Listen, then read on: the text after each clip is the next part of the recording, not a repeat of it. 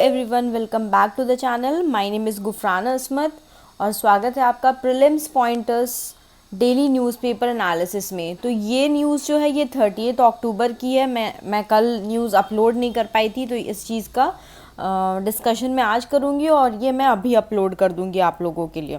Okay, तो चलिए जल्दी जल्दी देखते हैं कि क्या इन्फॉर्मेशन है, क्या क्या चीज़ हमें जानना है। तो पहला न्यूज़ जो है वो पंजाब चीफ मिनिस्टर के बारे में है। उन्होंने अनाउंस किया है कि वो अपना एक खुद का पॉलिटिकल पार्टी इस्टेब्लिश करने वाले हैं। अभी पंजाब में स्टेट असेंबली इलेक्शंस होने वाली है उससे पहले। ओके, तो यहाँ पे पॉलिटिकल पार्टी से रिलेटेड न्यूज़ है। तो सबसे पहले हम जान लेते हैं कि पॉलिटिकल पार्टी को रजिस्टर कैसे करते हैं। ओके, तो जितने भी पॉलिटिकल पार्टी है उनका जो रजिस्ट्रेशन होता है वो होता है by the provision of the RPA act, जिसको रिप्रेजेंटेशन ऑफ पीपल एक्ट 1951 बोलते हैं। ओके, तो इलेक्शन कमीशन ये कहता है कि जिस भी पार्टी को रजिस्ट्रेशन करवाना है उन्होंने अपना एक एप्लीकेशन कमीशन को सबमिट करना होगा 30 डेज़ पहले। कितने दिन पहले? 30 डेज़ पहले। और ये कैसे होता है? ये गाइडलाइंस होता है जो इलेक्शन कमीशन प्रिस्क्राइब करता है in exercise of the powers conferred by article 324 of the constitution and section 29A of the RP act 1951। Okay, और आपको ये ध्यान देना है कि डी रजिस्ट्रेशन के बारे में कोई भी प्रोसीजर नहीं दिया हुआ है। जो भी प्रोसीजर है वो रजिस्ट्रेशन से रिलेटेड है। ओके, इस प्रोसेस ऑफ रजिस्ट्रेशन में ये भी आता है कि जो भी एप्लीकेंट है वो अपना प्रपोज्ड पार्टी नेम को 2 नेशनल डेली न्यूज़पेपर और 2 लोकल डेली न्यूज़पेपर में सबमिट करेगा। ठीक है, ताकि इससे क्या होगा कि अगर किसी को भी ऑब्जेक्शन है तो वो अपना ऑब्जेक्शन उस चीज़ पे जाहिर कर सके। और इस चीज़ का कि मैं पब्लिकेशन कर रहा हूँ, इसका भी इंफॉर्मेशन जो है वो इलेक्शन कमीशन के वेबसाइट में होना चाहिए। ओके, क्या रजिस्टरिंग इम्पॉर्टेंट है इलेक्शन कमीशन के साथ? ये देखिए, मैंडेटरी नहीं है to register with election commission, लेकिन जब आप एक पॉलिटिकल पार्टी को इलेक्शन कमीशन के साथ रजिस्टर करते हैं तो उसका बहुत सारा एडवांटेज है जो आरपी एक्ट 1951 के द्वारा हमको मिलता है। ओके, इनको बहुत सारी प्रेफरेंसेस मिलती है जो हम देखेंगे। ठीक है, प्रेफरेंसेस के नाम पे एक तो वो रिकॉग्नाइज्ड पार्टी हो जाते हैं तो उनको रिजर्व सिंबल्स मिल जाता है। ठीक है, उसके बाद ये प्रपोजर हो जाते हैं नॉमिनेशन के लिए। Recognise state and national parties need only 1 proposer for filing the nomination. फिर इनके लिए कैंपेनिंग बेनिफिट्स हो जाते हैं, तो बहुत सारे बेनिफिट्स मिलते हैं। अभी कुछ आपका फैक्ट्स है कि किसी भी नेशनल पार्टी को रिकॉग्नाइज करना है और स्टेट पार्टी को रिकॉग्नाइज करना है तो कितने वोट्स चाहिए। तो नेशनल पार्टी के लिए 6% वोट चाहिए लास्ट असेंबली पोल्स में इन एनी ऑफ 4 स्टेट्स। कोई भी 4 स्टेट्स में अगर आपको 6% वोट मिला है असेंबली इलेक्शन में, as well as 4 seats in the Lok Sabha polls, तो 4 सीट्स या लोकसभा में और आपका 4 स्टेट्स में 6% वोट, या फिर 2% of all the Lok Sabha seat in such election with MPs elected from at least 3 states. एक ये क्राइटेरिया है।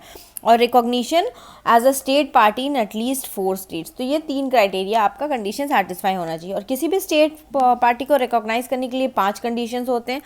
6% वोट असेंबली इलेक्शन में अपने स्टेट में, या फिर 1 seat plus 6% vote Lok Sabha election में फ्रॉम दैट स्टेट, या फिर 3% ऑफ टोटल असेंबली सीट्स और 3 seats which ever is more, 1 of every 25 Lok Sabha seats from a state and 8% wide vote share in either the Lok Sabha और द असेंबली पोल्स। ये कुछ factual है जो आपका लक्ष्मीकांत से उठाया हुआ है मैंने, तो ये आपको कुछ फैक्चुअल चीज़ें भी याद रखनी है।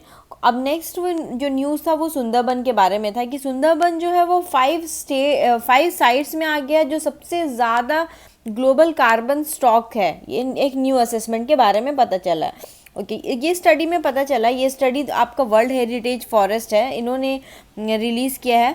Are now releasing more world heritage forest जो है are releasing now more carbon than they are absorbing. ये रिलीज कर रहे हैं देन एब्जॉर्व कर रहे हैं due to human activity, climate change. ठीक है, यूनेस्को ने लिस्ट किया है 50 sites across the globe for their unique marine values. This represent just 1% of the global ocean area but they comprise of at least 15% of the global carbon asset. अभी ये जो है आपका कार्बन कैपेसिटी क्या है सुंदरबन का? सुंदरबन के पास जो है आपका स्टोर है 60 million tonnes of carbon metric carbon का। और जो अदर मतलब जो अदर साइट्स है मैंने 5 बताया अपार्ट फ्रॉम सुंदरबन, वो बांग्लादेशी पोर्शन सुंदरबन का, ग्रेट बैरियर रीफ, आपका एवरग्लेड्स नेशनल पार्क जो यूएस में है, एंड आपका बांसहरगुएन नेशनल पार्क जो मॉरिटाना में है। ये सारा 4 प्लेसेस आपको पता चला है जहाँ का highest blue carbon stock globally है। ओके, एक असेसमेंट के द्वारा। अब सुंदरबन के बारे में आपको ये चीज़ जाना है। ओके, ये जो सुंदरबन है आपका वर्ल्ड हेरिटेज फॉरेस्ट है ना, आपको ये वाला चीज़ पता होगा। सुंदरबन जो है वो लार्जेस्ट डेल्टा है, mangrove delta in the world है। यहाँ पर आपको सुंदरबन टाइगर, सुंदरी ट्री, रॉयल बंगाल टाइगर और ये एक रामसर साइट भी है। ये चीज़ आपको ध्यान में रखना है, ठीक है।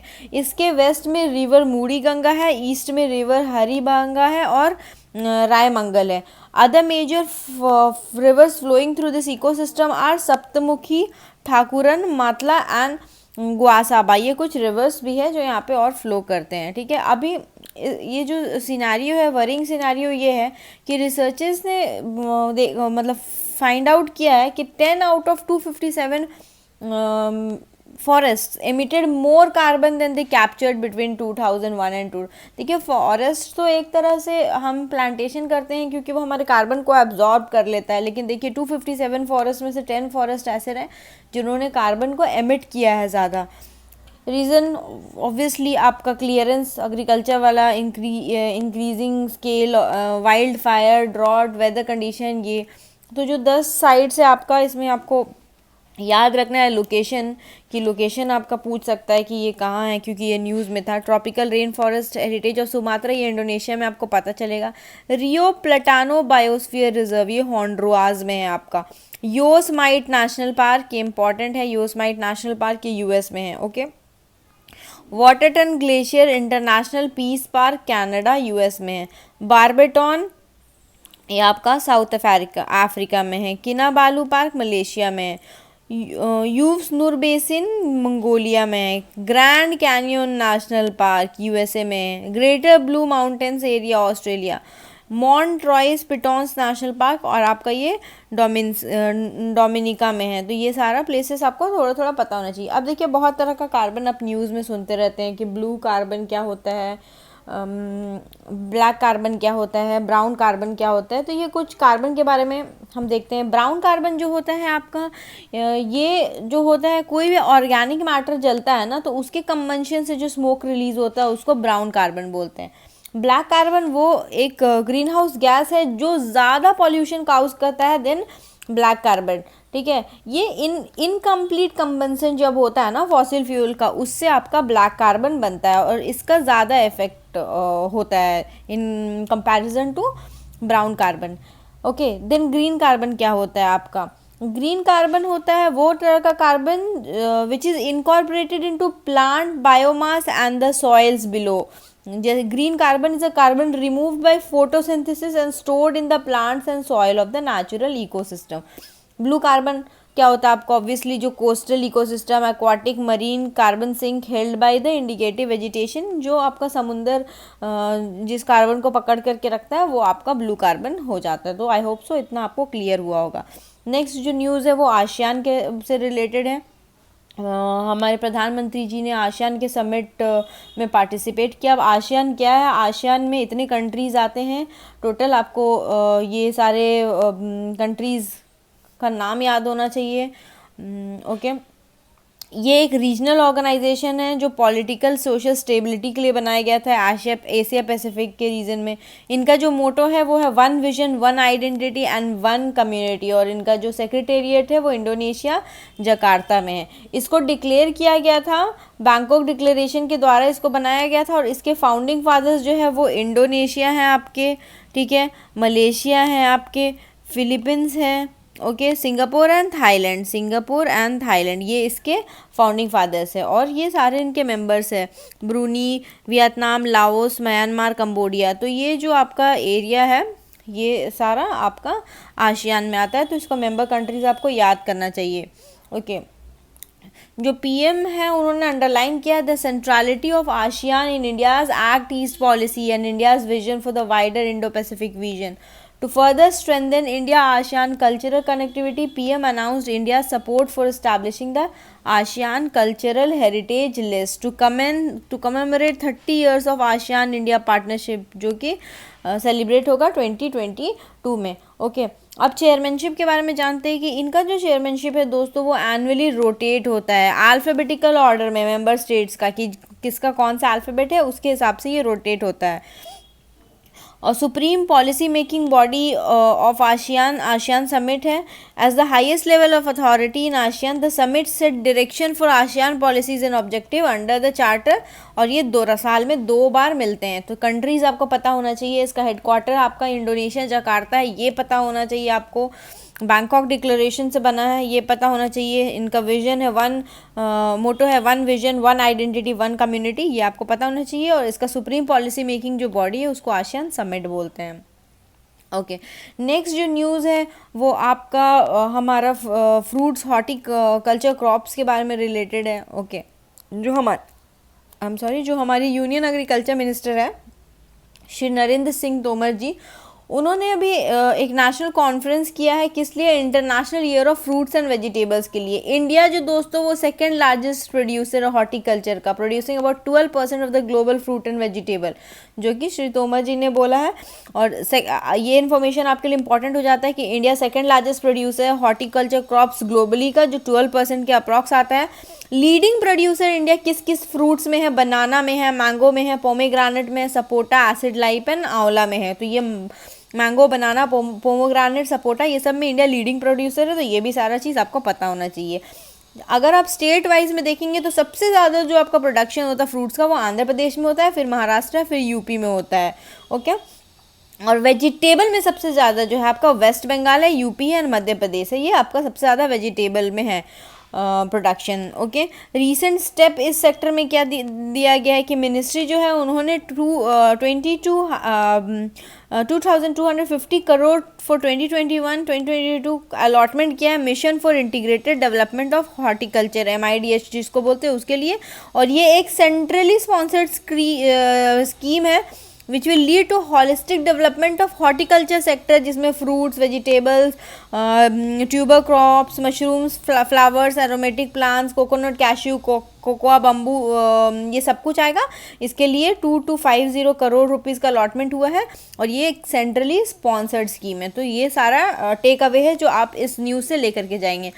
नेक्स्ट जो है कि यूनाइटेड नेशन इन्वायरमेंट प्रोग्राम की एक रिपोर्ट आती है, एमिशन गैप रिपोर्ट, वो पब्लिश किया हुआ है, उसका 12th एडिशन आया है। ठीक है, इसने ये इन्फॉर्म किया है that the new national climate pledge combined with other medication measures put the world on track, कितने के लिए? Global temperature rise of 2.7 degree Celsius by the end of the century. देखिए, अगर मिलजुल करके काम किया जाए तो ये क्लाइमेट जो हमारा रिस्क है इसको भी मिटिगेट किया जा सकता है। अब UNEP के बारे में कुछ जानते हैं कि ये ग्लोबल लीडिंग अथॉरिटी है, इन्वायरमेंट से रिलेटेड है, जिसका एस्टैब्लिशमेंट 5 जून 1972 को हुआ था।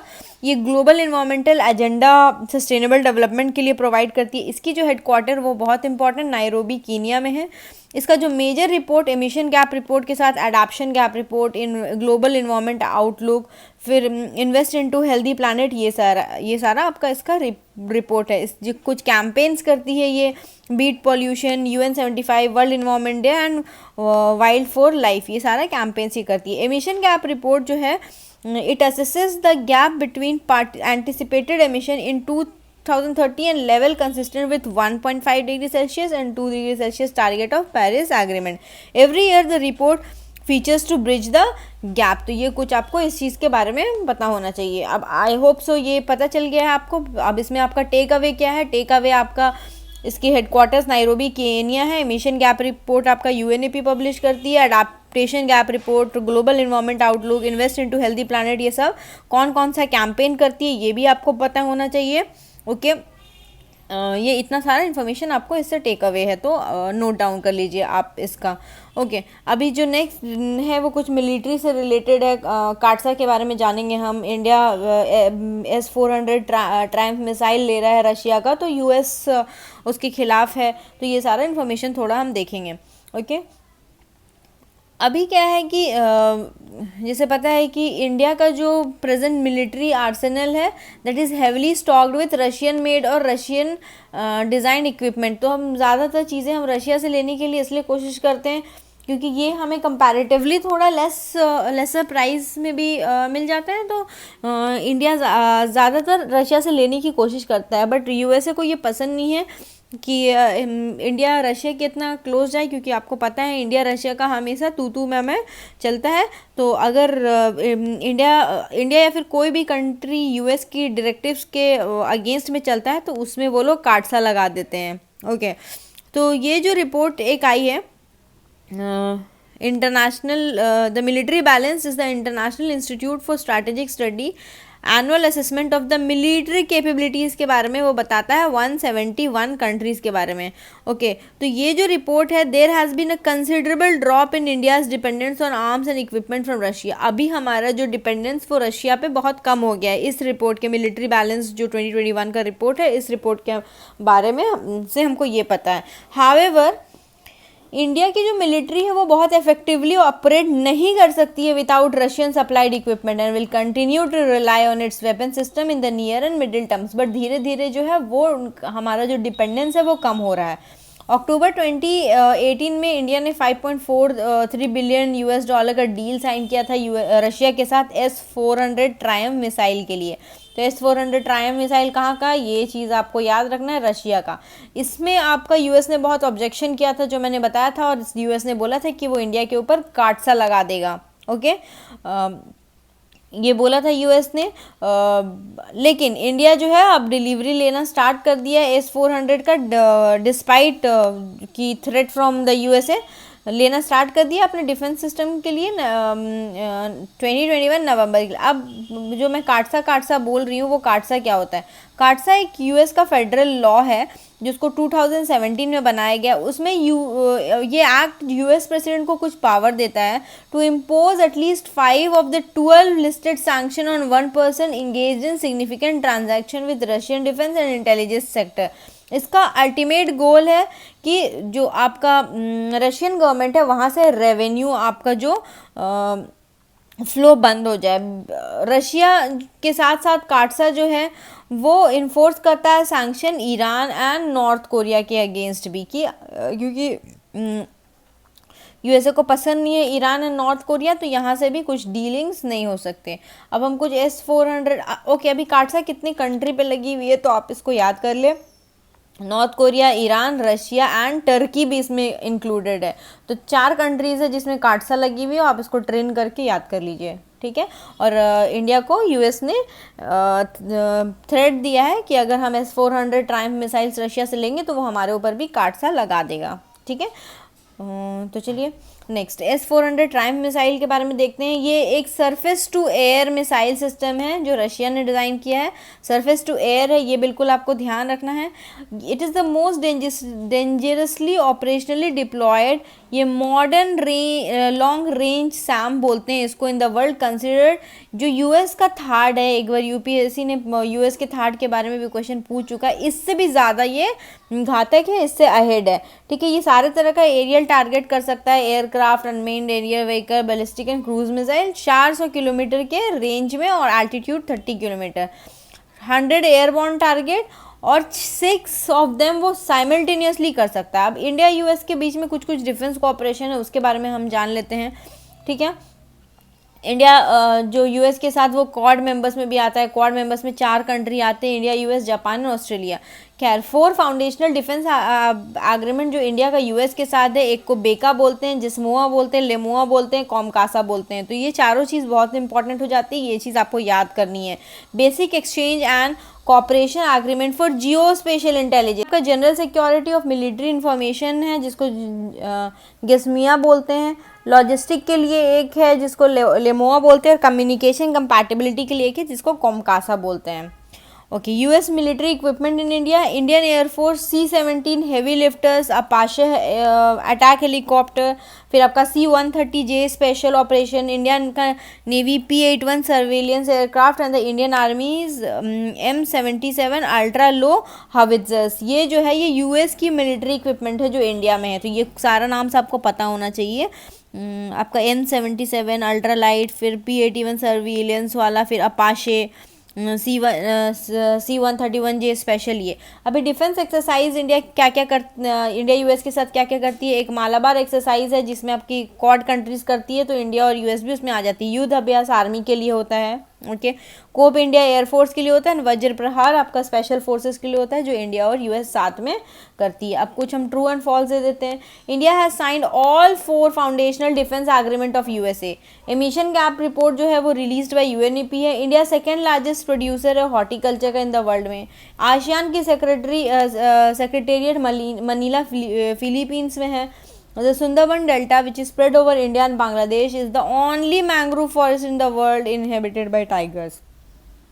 6 number है, it is mandatory to register a political party with election commission। तो आप वीडियो को पॉज करिए और अटेम्प्ट करने के आंसर्स को कोशिश करिए। चलिए मैं आपको आंसर दिखाती हूँ।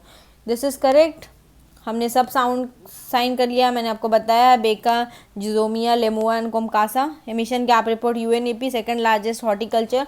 एंड कुछ फ्रूट्स में हम सबसे ज़्यादा आगे हैं, जैसे बनाना, मैंगो, ये सारा भी आपको ध्यान देना है। सबसे ज़्यादा फ्रूट्स आपकी आंध्र प्रदेश प्रोड्यूस करती है, सबसे ज़्यादा वेजिटेबल्स आपकी वेस्ट बंगाल प्रोड्यूस करती है। तो ये कुछ इन्फॉर्मेशन आपको पता होना चाहिए। ओके। उसके बाद क्या इसकी हेडक्वार्टर्स मनीला फिलीपींस में है? नो, इसकी हेडक्वार्टर्स जो है इंडोनेशिया जकार्ता में। मनीला फिलीपींस में मैंने आपको 2 दिन पहले वाले डिस्कशन में बताया था कि एआईबी की हेडक्वार्टर्स मनीला फिलीपींस में है। एआईआईबी जो बैंक है इसकी हेडक्वार्टर्स जो है वो बीजिंग में है। तो और आसियान की हेडक्वार्टर आपकी इंडोनेशिया जकार्ता में है। This is true information. और ये मैंडेटरी बिल्कुल भी नहीं है, बट आप रजिस्ट्रेशन करेंगे तो आपको बहुत सारा बेनिफिट्स मिलता है। आपको सिंबल्स अलॉट हो जाते हैं, कैंपेनिंग्स में इजी होता है आपको। तो वो सारा कुछ कुछ आपको फ़ायदा होता है अगर आप अपने पॉलिटिकल पार्टीज़ को रजिस्टर कर देंगे। और मैंने आपको कुछ फैक्ट्स बताए हैं कि किसी भी पार्टी को, स्टेट पार्टी या फिर नेशनल पार्टी को रिकॉग्निशन कब मिलता है। तो आई होप सो दोस्तों आपको ये लेक्चर पसंद आया होगा। तो please like, share and subscribe the channel. Thank you, have a good day, bye bye. और आप हम पीडीएफ के लिए हमारे टेलीग्राम चैनल को ज्वाइन कर लीजिए, जिसका नाम 7 लर्नर्स ही है। Take care, have a good day.